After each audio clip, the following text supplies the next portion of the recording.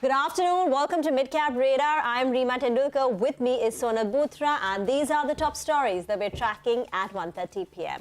The Nifty nears that 18,400 mark. It's IT which is leading from the front. The IT index is up close to about 1.5%. We also have Fino Payments on our radar. Soars after Capri Global Holdings acquires over 13 lakh shares through a large deal. The management tells CNBC-TV18 that the company is not looking at any strategic alliance, adding there could be synergies with the company. IOL Chemicals gains after receiving a patent for an improved, safe process for preparation of certain drugs, essentially medicines used to treat high blood pressure and heart failure. Easy Trip soars as its board gets set to consider an acquisition plan next week. And it's a muted D Street debut for Keystone Realtors. Shares listed just close to a 3% premium. 1:1 debt to equity ratio. The management tells CNBC TV18, adding that they are working on clocking gross margins of 35%. All right, those are the top headlines that we are tracking. A lot of activity in the broader markets today, right? And that is something we'll be tracking through the course of the show. The Nifty up 110 points. It has come slightly off the day's high, but there's nothing to complain. Still maintaining that green on the screen. We have Bank Nifty, which is doing well. And that is something also which is contributing to the Nifty gains that we are seeing today. 170-point uptick on Nifty Bank. And of course, a lot of sectoral movers about which we'll continue to talk. But with that, we'll move on to our segment Midcap's Mover. We have Vivek to take us through the list as usual. Hey, Vivek. Well, good afternoon. Clearly a day where you're seeing the advance decline ratios clearly favored and clearly skewed in favor of the advances. We have a couple of stocks on our radar. One of the biggest segment of movers, especially in today's trading session and especially in this month, has been, the railway PSU stocks. While the whole host of stocks have moved, today we are having IRFC and RVNL on our radar. Now, these stocks, especially IRFC, is up almost 40% in this particular month, and RVNL is up almost 70% in this particular month. Some of the other stocks on the radar that have hit a fresh 52-week high today are Power Finance Corp. After a long time, this particular stock has once again, breached the 52-week high mark. Rossel India, this is majorly a tea company, but also with the defense business. And, there's been quite a bit of chatter about this particular name. And today it's up on very strong volumes. Soam Distilleries, after the small PMS action yesterday, and the name coming in the bulk deal, this particular stock is moving higher in the session. In fact, up for the fourth straight session. And LJVN, along with NSPC, this particular stock has moved quite significantly in the past month. Some of the stocks, especially that have hit the volume triggers today, Archean Chemical, this particular name, recent listing today moving up on very strong volumes. Cera Sanitary Ware, after quite a bit of while, today is moving up again on strong volumes. And the other one, Avanti Feeds, after a long period of underperformance, today has bounced back quite sharply. On the other hand, very few losers in the session today, but NBCC, Mahanagar Gas, as well as Happiest Minds today are on the losing side. Thank you very much, Vivek, for that. Let's talk about the market technicals. Is there a trade that one could recommend? Sudeep Shah, Head of Technical and Derivatives Research at SBI Securities, is with us on the show. Sudeep, the markets are trying to inch higher, conquer the recent resistance levels, and perhaps trying to break out on the way up. And this comes after a very long period of consolidation and sideways move. Are you seeing any trade? Is there upside at current levels? Sudeep, can you hear me? Yeah. There's some network issues, yeah. Now, okay, just wanted to understand how you're reading the markets right now. We've gone through a long period of consolidation where markets have traded in a very tight band of 18,000 to about 18,300 on the way up. But today we've conquered the resistance levels of 18,350. Does that result in upside from here on, or do you think this is, perhaps the upper end of the trading band still, and therefore we could retrace? Good afternoon, Reema. See, what we've seen in the last month or so is that Nifty, since 1st of October, it has been up by 6%, while mid-cap indices have been flat. So there's been a divergence with respect to the market breadth that we have witnessed. But what has happened is that the mid-cap had already run up earlier prior to the Nifty move beyond 17,800. And if we just try to see the last 7-8 sessions, Nifty has traded in an extremely tight range. It is indicating consolidation at higher levels. But what is important is that the support zone at 18,100, 18,150 is not being breached. One silver lining, what we can see is positionally since 17th October, Nifty has been successfully holding its 13 EMA zone of 17,300 and steadily moving up without even breaching it once. So, and currently this 13 EMA zone is placed at 18,200. So we recommend that till this holds, till this zone of 18,200 holds, the overall trend has to be buy on dips. And banking has been an outperformer till now, but in the last few days we have even seen IT giving a helping hand, and that is the reason now when both the indices are positive, we feel that the current up move could continue up to 18,600, 18,650, which is the previous all-time high, and the stop loss and the support for the same would be 18,200 on the downside. All right, Sudeep, in that case, what would your individual technical picks be? My first technical pick would be Aditya Birla Capital. Now, this stock had moved from 110 to 130, say between 21st October and 10th November, and then it went into a sideways consolidation, and it thereafter retested 123 zone, which was the 61% retracement of the entire up move. Also, the 20 EMA coincided at the same level. Now, a strong support zone has been built around that zone, and the stock is about to witness a symmetrical triangle breakout now. So the pattern wise, we feel that this stock is headed up to 145, 150, and the stop loss for the same would be 120 on the downside. Okay. The second... Go ahead, Sudeep. Yeah, the second stock would be Cummins India.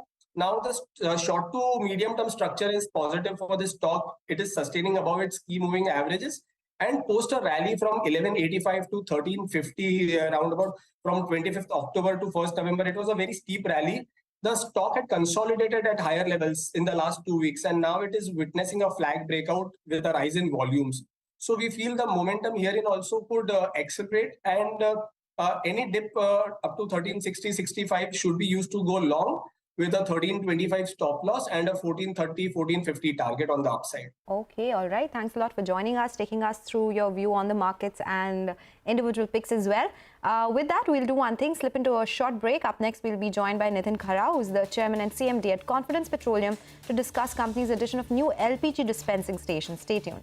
Welcome back. Still tuned into Midcap Radar on CNBC-TV18. Confidence Petroleum, that is the stock on our radar. The auto LPG retailer and cylinder manufacturer has commissioned 10 new LPG dispensing stations, taking the total to nearly 220. Nitin Khara, the chairman and chief managing director at the company, is joining us now. Mr. Khara, good afternoon. Thanks a lot for joining us. With the additional LPG dispensing stations that you have put out, what is the additional volume that you expect as per each station, and what would that mean for your volume growth in the LPG division this year? Yeah, very good afternoon, Sonal. Yes, in last quarter we have developed this 10 more LPG stations. So on the basis of that, we are expecting around 10% growth in our volume. Day-to-day volumes, daily volumes. So how much would... Presently, we are selling almost 290,000 to 3 lakh litre per day. So now we are expecting around 3,25,000. We are expecting to achieve around 3,25,000 litre per day. By addition of these 10 LPG dispensing stations? Right. Okay, all right. Okay.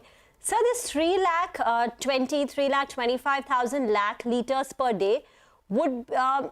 how much of an annual increase would it be? Say same time last year, what would it be, your number? As I told you that, yes, Rima, definitely around 10% growth through this 10 lessons, but another 80 are also in pipeline.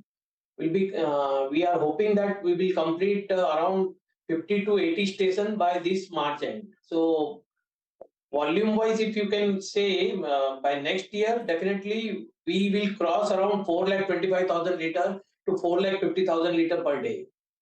That is once... Almost around 40% growth we are expecting in our auto LPG segment. In FY23 itself? Yeah, right. Okay, so you're confident that the rest of the 80 stations will come on stream by end of FY23, taking your total volumes to 4,25,000 litres per day. Yeah, almost 50 to 80 stations. We are targeting no doubt 80 stations, but 50 to 80 stations will complete by this FY23. Okay.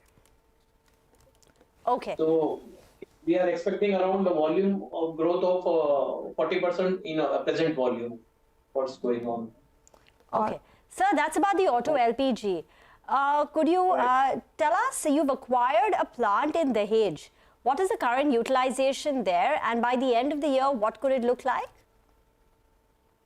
See, presently, as a little bit constrained that because presently CNG prices are gone up, but government has appointed Mr. Kirit Parekh and his committee to evaluate the prices, and hopefully the prices internationally also the prices of natural gas has reduced much a little bit. So we are hopefully expecting the prices will go down. So on the basis of that, we can utilize our 100% capacity of Dahej as well as in Nagpur as well as in Halol also for CNG cylinder manufacturing. So right now the demand is low because of higher CNG prices, is what you're telling us?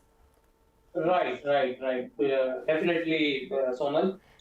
Due to this price constraint, some little bit demand is gone down. How much? How much has it gone down by? Because the last time you told us that CNG demand has gone up by 40% in last 6 months. From the peak, how much have you seen it coming down?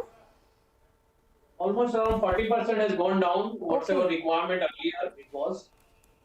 All right, so 40% decline. So in that case, your CNG dispensation volumes will be lower in FY23? No. CNG dispensing is going good, but whatever CNG cylinder manufacturing plants which we have acquired in Dahej and Halol is a little bit going down, but hopefully these prices will come down. So again, the market will remain the same. Okay. What I will say. Okay. So right now utilizations are low in terms of CNG cylinder manufacturing. So how much has it come down in terms of what did you do earlier in terms of manufacturing? How much are you doing now? See, as capacity wise, we have 350,000 cylinders per annum presently. We have installed present capacity. That utilization we are doing almost around 2 lakh to 2,25,000 cylinders per annum presently on working basis. Okay. So you expect it to increase from here? Day by growth is there in retail, means dispensing, which we are installing 100 station in Bangalore. So there we are getting day by day growth in that segment. But in cylinder manufacturing, the demand presently is poor. Okay, so poor demand when it comes to CNG cylinders because of higher CNG prices. Last question before we let you go. You had spoken about 300 crore worth order from Tata's and the other groups. Where is it in terms of execution, and have you started receiving that money? Yeah, that's going on, which we have got the order that we are completing that order.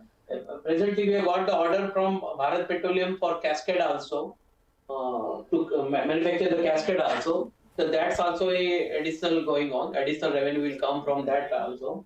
And in addition to this, Sonal, as you are aware that we are in pack cylinder division business, so there also we are getting a good revenue generation in last quarter, as well as we are expecting more in coming quarters also.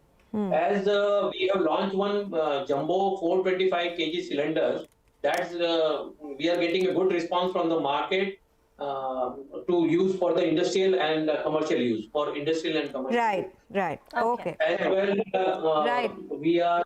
Yes. Okay. Mr. Khara, we are out of time. Thank you very much for joining in. We'll continue this conversation another day. That's Confidence Petroleum, quite bullish on the auto LPG segment. Get into a break. As we do that, a quick reminding and a programming note to fully commit to the cause of bridging the gender parity gap at the workforce. CNBC-TV18 is all set to lead charge with a one-of-its-kind mega initiative. Future Female Forward, the Women's Collective, presented by HSBC. The initiative will be officially launched through an exclusive on-ground event on Friday, 25th of November, in the presence of Shireen Bhan, Managing Editor, CNBC-TV18, Mr. Hitendra Dave of HSBC, and other women leaders of India Inc. Also in attendance will be some of the most influential voices from business, entrepreneurship, and entertainment. So don't forget to tune in on CNBC-TV18 on the 25th of November, Friday, 5:30 p.m. Welcome back. You're tuned in to Midcap Radar. The next stock which is on our radar is Sumitomo Chemicals. It's buzzing in trade today on the back of a news update that the Delhi High Court has stayed the central government notification on restrictive use of glyphosate. Sonal, tell us more. So basically, this stock was under a lot of pressure a few weeks back because there was an update or an order by the government that across the country, there has to be restricted use of glyphosate, which is a big product for the company. So now Delhi High Court has gone ahead and stayed that central government's order on restrictive use of glyphosate. And this was taken up because the industry actually took up a petition with the court. Now, court has directed that the center has to go ahead, review this decision and speak to the stakeholders as well, because this was apparently taken without any consultation. Notification restricting the use of glyphosate will remain non-operational till then, till the time the meetings with the stakeholders is done. So that will amount for a period of 3 months. Now remember, Sumitomo in its earlier release had spoken about how glyphosate is an important product for the company, and order, however, they said will have no impact on exports but will impact domestic production and consumption in the near term. Number of trained PCOs, so this had to be done by operators who are actually certified, and now they said that trained operators in the country were really low, so company was taking steps to mitigate adverse impact here. But now since this has been done away with, the domestic impact on consumption and production goes away for at least 3 months, so that's why the stock is buzzing in trade today. Okay, and we're not done just yet. This is our Midcap Spotlight segment, and Mangalam is focusing on Orient Beverages. Mangalam? Well, Orient Beverage is not a company that one speaks about very often, but it's up 10% today. And that's not all. In fact, in the last 1 month, it's up 33%. Last 6 months, up 50%. And in the last 1 year, it's up 93%. And all of that amounts to a market cap of just 28 odd crores. So why is it that we're talking about Orient Beverages today? Well, because this company, and the annual report says it, holds the franchise license for Bisleri for production and distribution of packaged drinking water. Yes, it does have a small franchise for a few geographies to sell and pack Bisleri as well as some carbonated beverages. In FY22, when Bisleri did revenues of over 2,000 crores, they did beverage revenues of just around 66 odd crores, and royalty expense for them was close to around 7.6 crores. The total revenue for the company was 74 odd crores itself. This year, first half, they've run revenues of close to around 57 crores, 3 crore EBITDA, net profit about 2 odd crores as well. But for all those who are getting extremely excited about the potential Tata Consumer Bisleri deal, does it benefit for Orient Beverages? Perhaps not, because there are a lot of red flags as well. The total debt that they have on their books is 52 crore. Remember, debt on their books equivalent to 6 months of their overall revenue. And of that, the company is actually given loans worth nearly 25 crore rupees. So they've got borrowings of 52 crores and they've given loans of 25 crores. Their cash on books is 6.5 odd crores and trade receivables at 8.5 crores. What is the big risk out here? Well, if the Tata Bisleri deal does go through, will the franchise agreement be revoked? Because if that happens, then the company has no other business. Okay, interesting. Thank you very much for highlighting that. With that, it's a wrap on Midcap Radar Mutual Fund Corner when we return.